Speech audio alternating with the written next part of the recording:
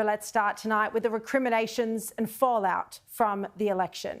Look, the result was a shock. Not one polling company predicted the size of this win, nor any commentators. In fact, the only person in Australia who came close to predicting this shock result was Albanese himself.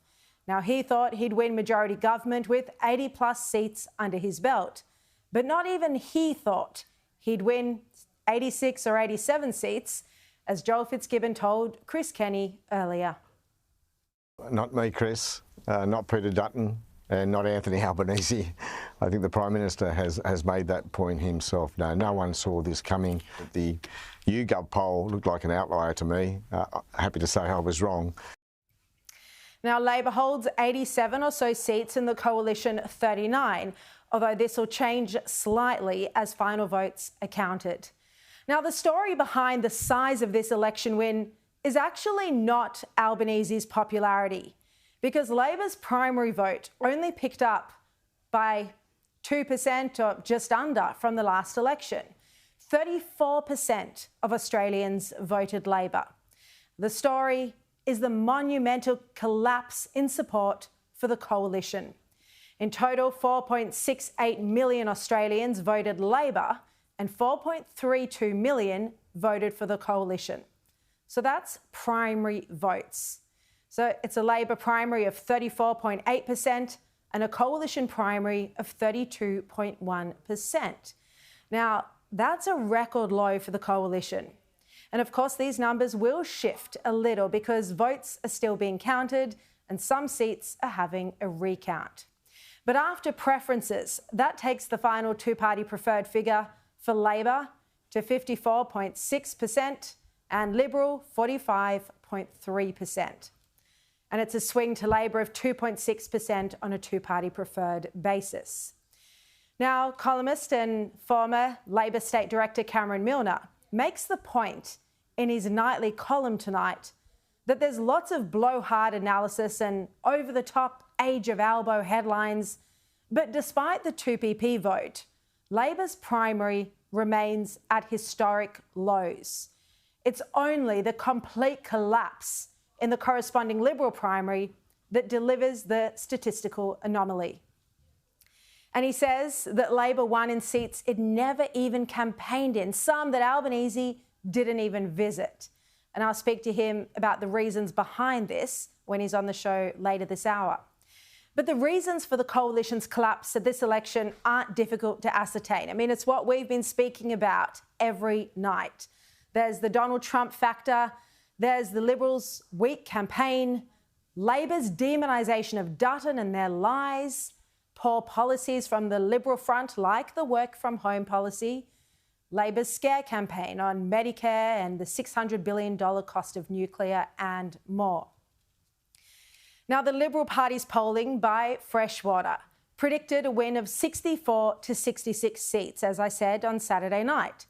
They also predicted reducing Labor to minority government. Now, there's no doubt about it, that polling was diabolical. It was wrong.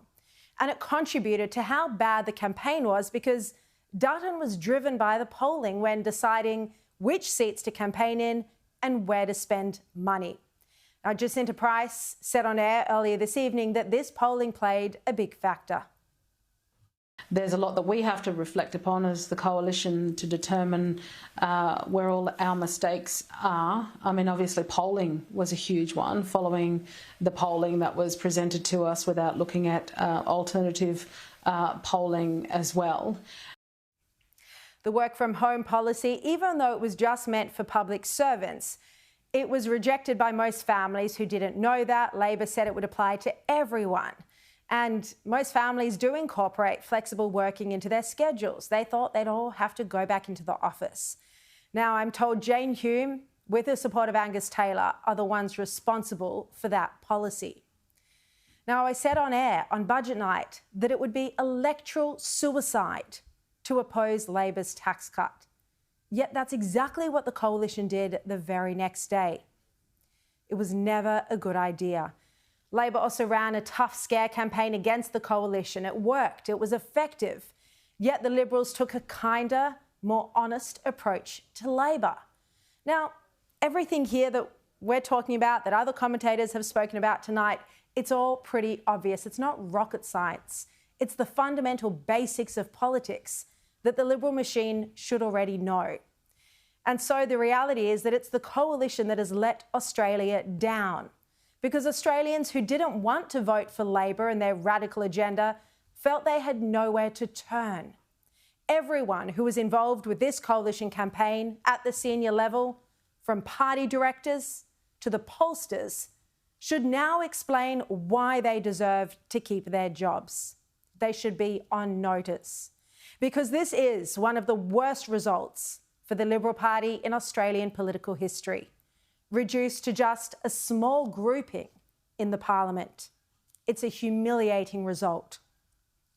And the Liberals now have no obvious leader. They're firmly in the wilderness once again. Dan Tehan and Angus Taylor are the two front runners for the leadership at the moment, but neither could credibly claw back some 40 or so seats in just 3 years, which means most likely this is now a two-term proposition for Labor. So 6 years ahead of Labor governing. Now, when Parliament sits, there will undoubtedly be arrogance from the government benches, despite the fact that Labor's primary only ticked up by 1.5% or so. The Albanese government will view the landslide red wave as a vindication of their radical agenda. They'll overreach now. They'll go too far with unpalatable policies that they began in their first term. This shouldn't be the message they take from the election.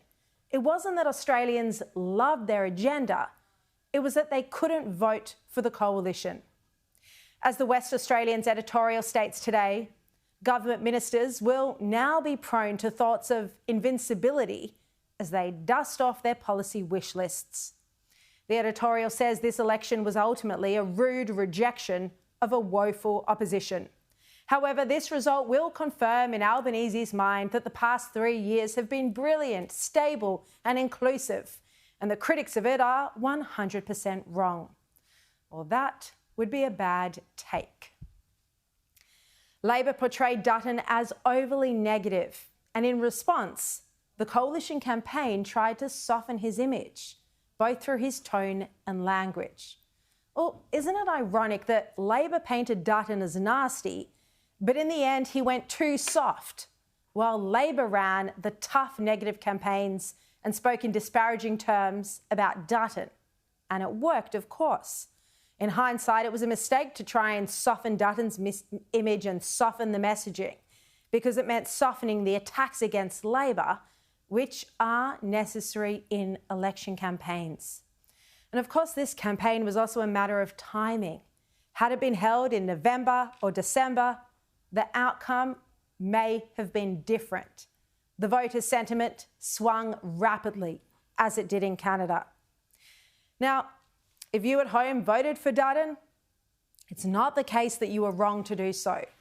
With the exception of the Herald and the Age, every national newspaper editorial endorsed him, above Albanese's left-wing agenda and mismanagement of the economy.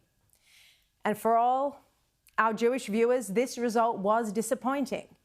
It's a government that failed to tackle or even care about anti-Semitism, and it sacrificed a community for political purposes. And I've got to be truthful, we can only expect further pain when it comes to hostility towards Israel from the Albanese government, because it looks like the Greens will have the balance of power in the Senate, potentially led by the anti-Israel Mehreen Faruqi. One silver lining is that Greens leader Adam Bandt is struggling to hold on to his seat of Melbourne, and there's a recount currently underway.